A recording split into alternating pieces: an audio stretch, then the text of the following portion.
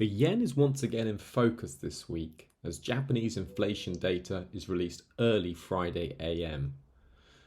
So with Governor Ueda disappointing yen bulls this week by saying that the Bank of Japan was still some way from sustainably achieving the 2% inflation target, will we see a surprise reaction on Friday?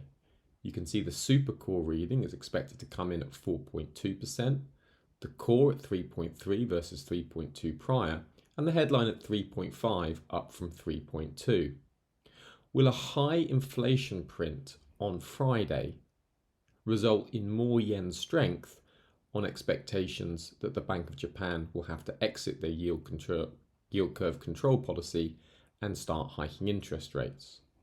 Certainly, it is worth noting the seasonal strength of the yen during this period. You can see from the 20th of July to 10th of October, the pound yen experiences weakness with 60% average losing trades in terms of falling pound yen trades. So winning trades as if the currency pair is rising, losing trades in inverted commas as if the pair is falling. But of course, if you were short, it will be a winning trade. So what this is telling you that over the last 15 years, the pound yen has fallen 60% of the time. So a short pound yen would have been a winning trade if you were selling the market. And you can see on average it's fallen 3%.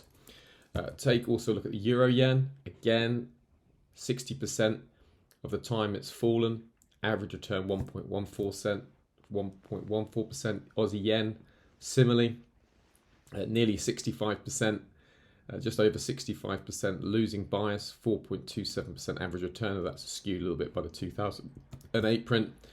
Similarly with the CAD yen, average return 2.24%, but over 50% times that the yen strengthened against the CAD.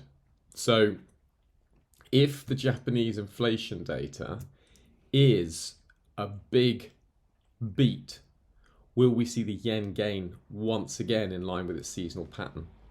Major trade risks, all outlooks have risks. This, of course, is no exception.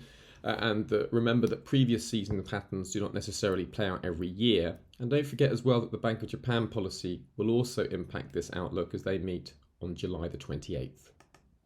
Remember, don't just trade it, seize an exit.